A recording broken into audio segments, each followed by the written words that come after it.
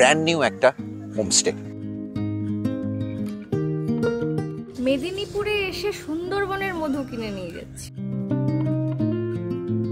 মাঝে মাঝেই হাতি চলে আসে। হাতের কাছেই দারুণ ডেস্টিনেশন ঝাড়গ্রাম বেলপাহাড়ি। শীতের উইকেন্ডে চলে যেতেই পারো ফ্যামিলির সঙ্গে ঘুরতে এই দারুণ জায়গায়। আর তার সঙ্গেই এই মিনি সিরিজের সন্ধান পাবে একটা দুর্দান্ত জঙ্গলের মধ্যে থাকার হোমস্টের। সব মিলে আর কি, আবার রেকর্ডিং মোড ট্রাভেলে একটা জমজমাট জার্নি। বেরিয়ে পড়ি।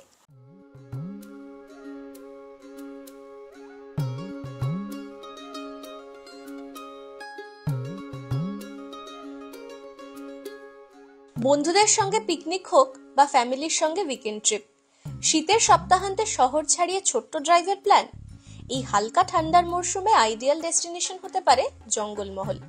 হ্যালো বন্ধুরা, জঙ্গলমহল মিনি সিরিজের আরেকটা নতুন পর্বে আবার তোমাদের স্বাগত। এই পর্বে থাকছে আমাদের সপরিবারে ঝাড়গ্রাম বেড়ানোর গল্প, আর তার সঙ্গে তোমাদের জন্য নিয়ে এসেছি ঝাড়গ্রামের কাছে থাকার নতুন এক আস্তানার সন্ধান, যেখানে তোমরা পাবে হোমস্টের আন্তরিকতা কিন্তু রিসর্টের সব স্বাচ্ছন্দ্য। কি ভাবছো, নাম কি জায়গাটার, কিভাবে যাবে, কিরকম রুম, কেমন খাওয়া দাওয়া, খরচটাই বা কত? যদি সবটা জানতে চাও তাহলে স্কিপ না করে এই পর্বটা শেষ পর্যন্ত দেখো। এখন প্রশ্ন হলো, তোমরা বনফুল হোমস্টেতে আসবে কিভাবে? আসাটা খুবই সহজ। তোমরা যারা কলকাতা থেকে আসবে, মোটামুটি ধরো 2 ঘন্টার ড্রাইভে ঝাড়গ্রাম পৌঁছতে লাগে, 2 ঘন্টার আশেপাশে। ঝাড়গ্রাম শহরের জাস্ট 6-7 কিলোমিটার আগে একটা জায়গা আছে, সেই জায়গাটাকে বলে ক্রিশ গার্ডেন। ওই ক্রিশ গার্ডেনের ওখানে তোমরা দেখতে পাবে বেশ কিছু টুকটাক দোকানপাট আছে খাবার দাবারের। সেখান থেকে বাঁদিকে একটা এরকম মোরেমের রাস্তা চলে গেছে, সেই রাস্তাটাই আমি তোমাদের দেখাচ্ছি। ক্রিশ গার্ডেনটা হচ্ছে এই দিকে, এখান থেকে এরকম একটা মোরেমের রাস্তা দেখবে জঙ্গলের ভেতরের দিকে ঢুকে গেছে। সেই রাস্তাটা ধরেই জাস্ট কয়েকশো মিটার এলে এই হচ্ছে বনফুল হোমস্টে, যেটা 5 নম্বর রাজ্য সড়ক অর্থাৎ কলকাতা এবং ঝাড়গ্রামকে কানেক্ট করে, সেটার সঙ্গে খুব চমৎকার এর কানেক্টিভিটি।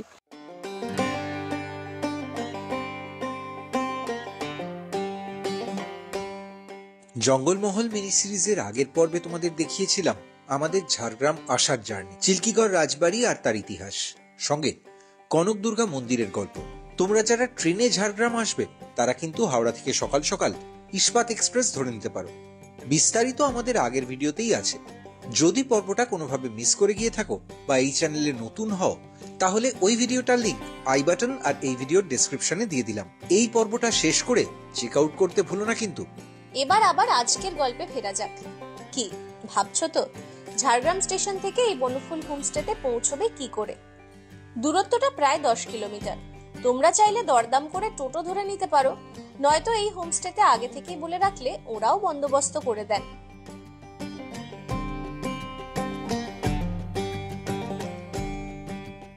ঝাড়গ্রামে অন্যান্য যে বড় রিসর্টগুলো আছে, যেগুলো অনেকেই হয়তো তোমরা যেগুলো সম্পর্কে পরিচিত বা যেগুলোয় তোমরা আগে সন্ধান পেয়েছো, তার তুলনায় এটা কিন্তু একেবারেই নতুন। নাম হোমস্টে হলেও ভেতরে ফেসিলিটি কিন্তু হোটেল রিসর্টের মতোই, এবং তার সঙ্গে একটা বাড়ির যে আতিথেয়তা, আপ্যায়ন, সেটাও আছে।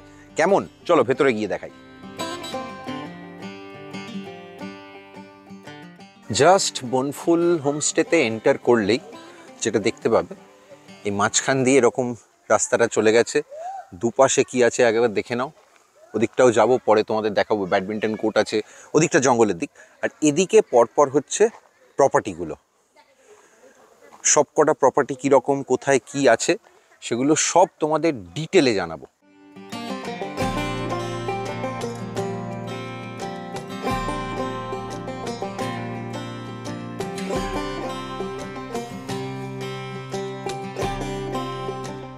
অপশন ছিল লুচি ঘুগনি, তো আমার সামনে সকালে লুচিটা খাওয়ার ইচ্ছে ছিল না, আর মুড়ি ঘুগনি খেতে খুব ভালো লাগে আমার। লুচি তরকারি বা লুচি আলুর যে স্পেশাল সবজিটা হয় সেটা, কিংবা টোস্ট, বাটার টোস্ট, কখনো কখনো ডিম টোস্ট কিংবা অমলেট, এই অপশানগুলো আমরা বিভিন্ন জায়গাতে পাই। বাঁকুড়া, মেদিনীপুর, পুরুলিয়া এসব জায়গায় বেড়াতে গেলে সকালবেলা ওরা ওই একটা আলুর চপ মুড়ি করে, তারপর এই মুড়ি ঘুগনি, আমার তো ওগুলোই বেশি ভালো লাগে। শসা পেঁয়াজ দিয়ে মুড়ি ঘুগনি, আর সেটাও চামচে।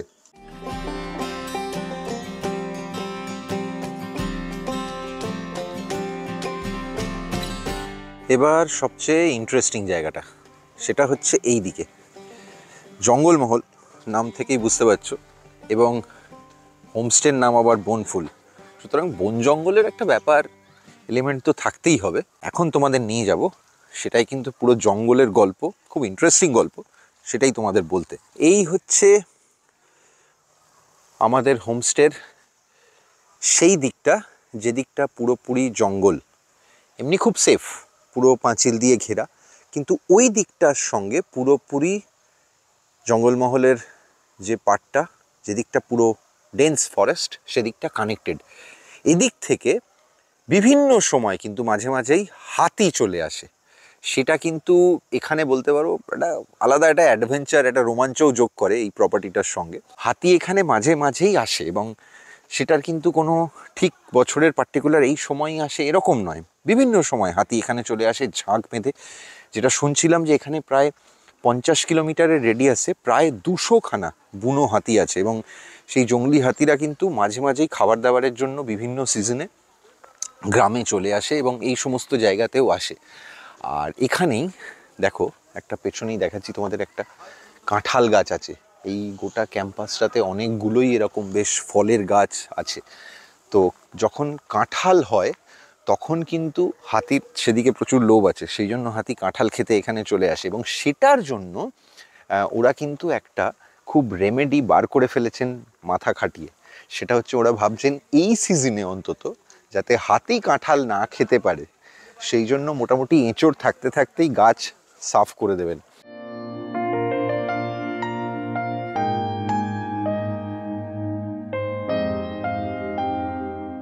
মেন গেটের ঠিক ডান দিকেই রয়েছে বাগান লাগোয়া এই লন।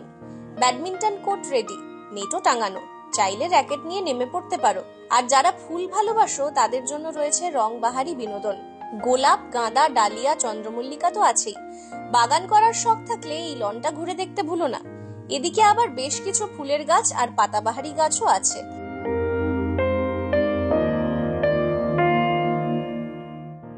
যেদিকে আগের বিল্ডিংগুলো আছে সেখানেই একটা পুরনো হল ঘর মতো আছে।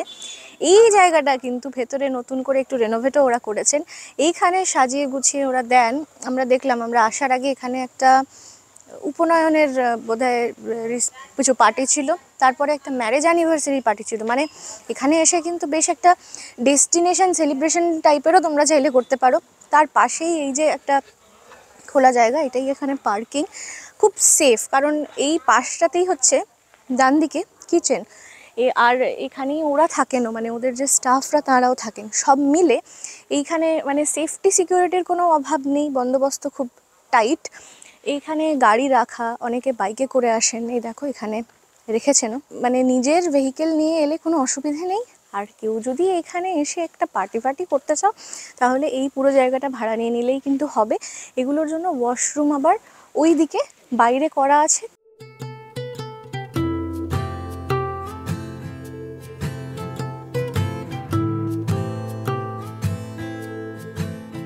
তার পাশাপাশি তোমাদের আরেকটা ইন্টারেস্টিং জিনিস দেখাই, সেটা এদিকে, নাহলে তোমরা বুঝতে পারবে না। এই যে জায়গাটা দেখছো, এই সবুজ ঢাকা রয়েছে, এটার কিন্তু একটা কারণ আছে। এর ভেতরে কি আছে তোমাদের কৌতূহল একবার মিটিয়ে দিই। দেখো ভেতরে একটা গর্ত করা আছে বেসিক্যালি জায়গাটা পুরো।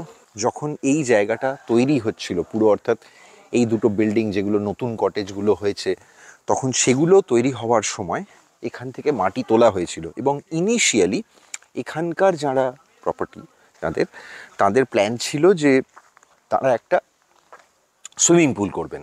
কিন্তু সুইমিং পুল করতে গেলে একটা মেইন যে সমস্যা দেখা দিচ্ছে সেখানে, সেটা হচ্ছে এখানে সব মিলিয়ে টোটাল 8খানা কটেজ, তাদের নাম্বার বাড়াতে হবে, কারণ সুইমিং পুলের মেনটেনেন্সটাও একটা বিরাট বড় ব্যাপার। সেকেন্ড যে জিনিসটা, সেটা হচ্ছে সুইমিং পুল হওয়া মানে এই গোটা প্রপার্টিটাকে কিন্তু সম্পূর্ণভাবে এমনভাবে ঘিরে ফেলতে হবে যাতে হাতি কোনোভাবেই ভেতরে ঢুকতে না পারে। কারণ সুইমিং পুল আছে, মিষ্টি জলের এত ভালো সোর্স, এত সহজলভ্য, সেটা জানতে পারলে হাতি কিন্তু গরমকালে জল খেতে আসবেই আসবে। সেটা কিন্তু একটা প্রধান অন্তরায়, যে কারণের জন্য এখনও এই প্রপার্টিতে সুইমিং পুল তৈরি হয়নি। তবে ওনারা এই সমস্যাটার সমাধান খুঁজছেন, এবং আশা করা যায় কিছু দিনের মধ্যে এখানে এলে বা এর পরে তোমরা যখন এখানে আসবে তখন হয়তো সুইমিং পুলও দেখতে পেতে পারো।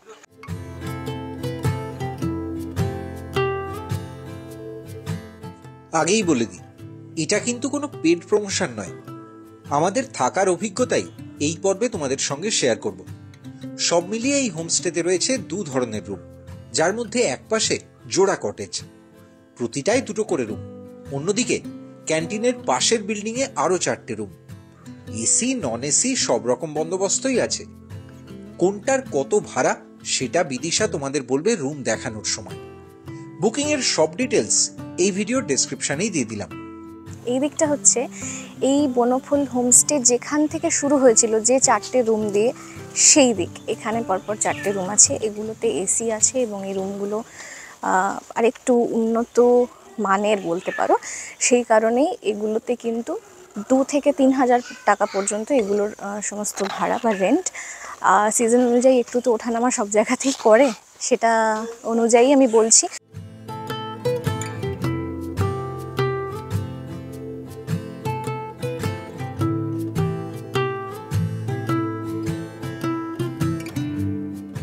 এটা একটা কটেজের মতো, কটেজটাতে পাশাপাশি এই একটা রুম আর এখানে হচ্ছে আরেকটা রুম। আর রুমের বাইরে এখানে সুন্দর করে টেবিল চেয়ার দেওয়া আছে। বুঝতেই পারছো আমরা এখানে ব্রেকফাস্ট করেছি সকালে, চা কফি তো বসে খাওয়াই যায়। তোমরা যারা আমাদের ফেসবুকে আছো দেখেছো, এখান থেকে আমরা ফেসবুক লাইভ করেছিলাম আগের দিন। এবার একটু রুমের ভেতরটা দেখিয়ে দিই। প্রথমে ঢুকেই এখানে ওয়াশরুমটা আছে, এটাতে সবার শেষে আসবো। এদিকে একটা কিং সাইজ বেড আছে।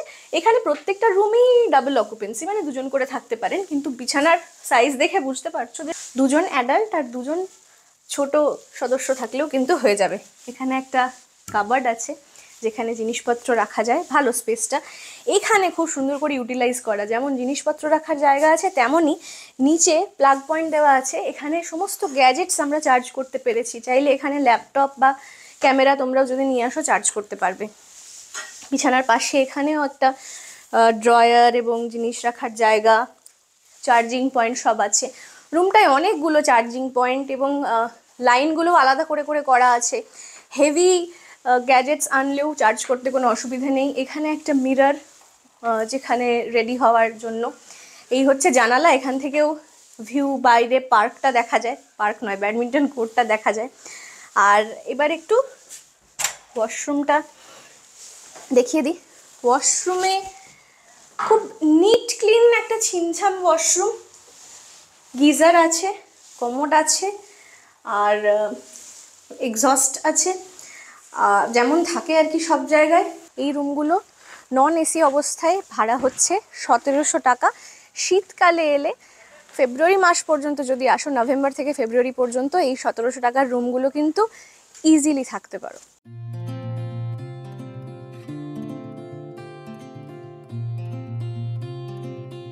এরপর আমরা রওনা দিলাম ঝাড়গ্রাম শহরের উদ্দেশ্যে।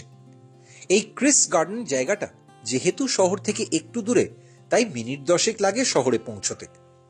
তোমরা ঝাড়গ্রাম বেড়ানোর প্ল্যান করলে একদিনেই সব স্পট কভার করা সম্ভব। তবে চিল্কিগড় রাজবাড়ি বা কনক দুর্গা মন্দির যদি লাঞ্চের আগেই ঘুরে নিতে পারো, তাহলে লাঞ্চের পর বাকি সময়টা রেখো ঝাড়গ্রাম শহর ঘুরে দেখতে। আজ আমরা দেখব ঝাড়গ্রাম রাজবাড়ি, ট্রাইবাল ইন্টারপ্রিটেশন সেন্টার আর বিখ্যাত সাবিত্রী মন্দির।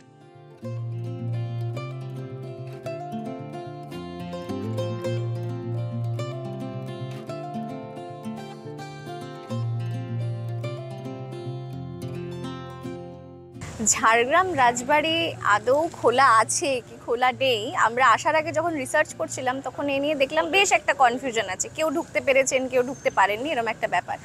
আসল কথাটা হচ্ছে এই ঝাড়গ্রাম রাজবাড়ি এখন আর রাজবাড়ি সেই অর্থে নেই, এটা বেসিক্যালি একটা ব্যবসায়িক প্রতিষ্ঠান হয়ে গেছে। এখন এটা একটা হেরিটেজ হোটেল।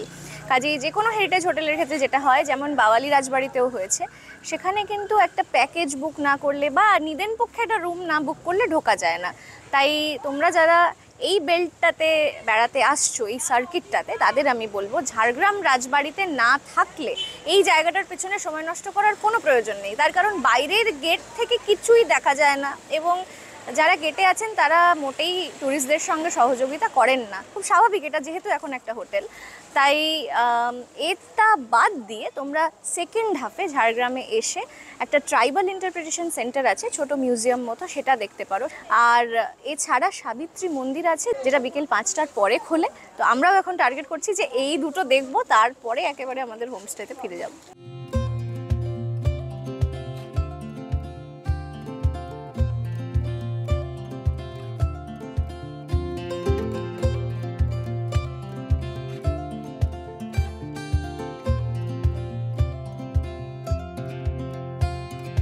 জঙ্গলমহলে আমাদের বেড়ানো চলছে, আর জঙ্গলমহলে বিকেল হলে অবশ্যই ধামসা মাদলের আওয়াজ কিন্তু তার সঙ্গে একটা অন্য আবহ তৈরি করে।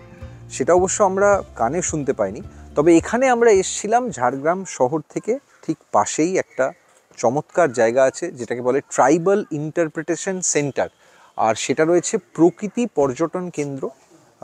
একবারে শালের জঙ্গল, তার মধ্যে চমৎকার করে তৈরি করা। এখানে কিন্তু তোমরা একটু অবশ্যই এলে হাতে সময় নিয়ে এসো। আমি দেখানোর চেষ্টা করছি, ভেতরে ছবি তোলা যায়, কিন্তু অডিওর জন্য কিছু সমস্যা হতে পারে, সেই কারণের জন্য আমরা বাইরে থেকেই তোমাদের দেখাচ্ছি। এটাই কোনো টিকিট লাগে না। অবশ্যই ছোটদের জন্যও কিন্তু খুব শিক্ষণীয়।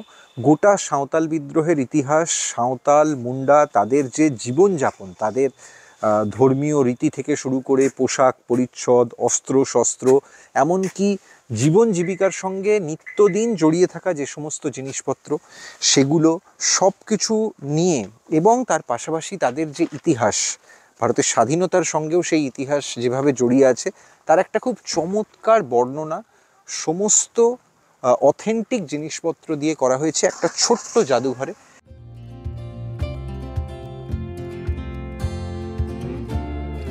ঝাড়গ্রাম শহর থেকে প্রায় 1 কিলোমিটার দূরে শালের জঙ্গলে ঘেরা এই অঞ্চলের নাম বান্দারভুলা। এখানেই রয়েছে রাজ্য পর্যটন দফতরের এই ট্রাইবাল ইন্টারপ্রিটেশন সেন্টার। সাঁওতাল বিদ্রোহের চলমান ইতিহাসের ঝলক মেলে এই ছোট্ট জাদুঘরে। যেন নিমেষে চোখের সামনে জীবন্ত হয়ে ওঠে ব্রিটিশদের বিরুদ্ধে সিধু কানহুর লড়াই। এ যেন জঙ্গলমহলের আদিবাসী মানুষগুলোর জীবনযাত্রার ঝাঁকি দর্শন। তাদের খাওয়া পড়া, সাজসজ্জা, দৈনন্দিন রোজনামচা থেকে লোকাচারের উপকরণ সবই জায়গা পেয়েছে এই 4 দেওয়ালের মধ্যে।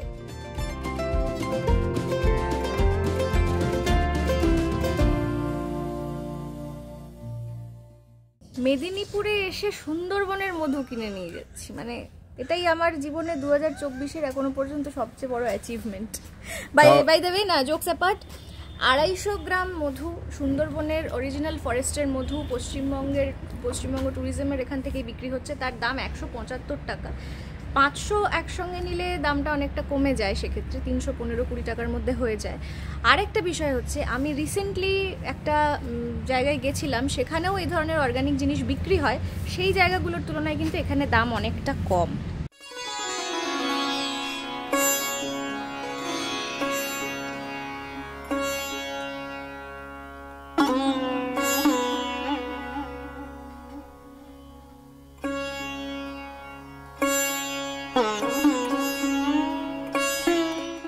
রাজস্থানের সর্বেশ্বর সিং সামন্ত রাজা, তিনি প্রতিষ্ঠা করেছিলেন এই সাবিত্রী মন্দিরের। এই সাবিত্রী মন্দির হচ্ছে এখানকার যে রাজবাড়ি, তাদের কুলদেবতার মন্দির বলা যেতে পারে। এবং সবথেকে ইন্টারেস্টিং হচ্ছে, এই যে সর্বেশ্বর সিং, ইনি ছিলেন আকবরের শাসনকালে, মান সিং যখন সেনাপতি, তার অন্যতম মনসবদার ছিলেন এই সর্বেশ্বর সিং। তিনিই কিন্তু স্বপ্নাদেশ পেয়ে এই মন্দির তৈরি করেন। তার ইতিহাসটা তোমাদের দেখালাম, এবং এই মন্দির কিন্তু খুবই জাগ্রত। এবং তোমরা যদি ঝাড়গ্রাম আসো, তাহলে রাজবাড়ি বা চিল্কিগড়, যেমন কনক দুর্গা মন্দির তোমরা দেখবে, তেমনি এই সাবিত্রী মন্দিরও কিন্তু এই ইতিহাসের সঙ্গে অঙ্গাঙ্গিভাবে জড়িত। এটাও কিন্তু মিস করলে চলবে না।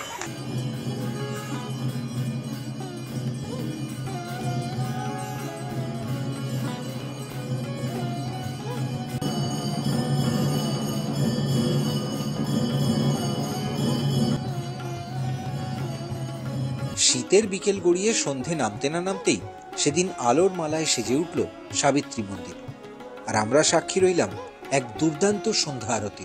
তোমরা ঝাড়গ্রাম বেড়াতে এলে সাবিত্রী মন্দিরে সন্ধ্যের এই আরতিটা কিন্তু কোনোভাবেই মিস করো না। বেশ একটা কনকনে ভাব চলে এসছে জঙ্গলমহলের হাওয়ায়।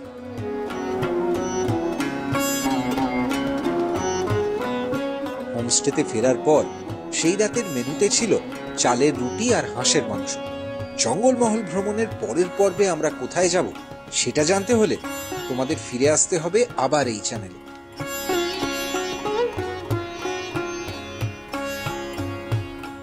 তার আগে বলো, আজকের পর্বটা তোমার কেমন লাগলো? যদি ভিডিওটা ভালো লাগে অবশ্যই একটা লাইক করো, আর যত বেশি করে পারো শেয়ার করো। কমেন্টে লিখে জানিও উইকেন্ড ড্রাইভের এই জঙ্গলমহল মিনি সিরিজ তোমার কেমন লাগছে। যে কোনো প্রশ্ন থাকলে আমাদের সঙ্গে যোগাযোগ করতে পারো এই নম্বরে। যদি এই চ্যানেলে নতুন হও প্লিজ সাবস্ক্রাইব করে নিও, আর যদি আগেই সাবস্ক্রাইব করা থাকে তাহলে বেল আইকনে ক্লিক করে দেখে নিও অল নোটিফিকেশন এনেবল আছে কিনা। আমাদের বেড়ানোর সব টাটকা আপডেট নিয়মিত পাওয়া যায় ইনস্টাগ্রাম আর ফেসবুকে, তাই ওখানেও লাইক ফলো করে নিও রেকর্ডিং মোড। আজ এটুকুই, আবার দেখা হবে খুব তাড়াতাড়ি।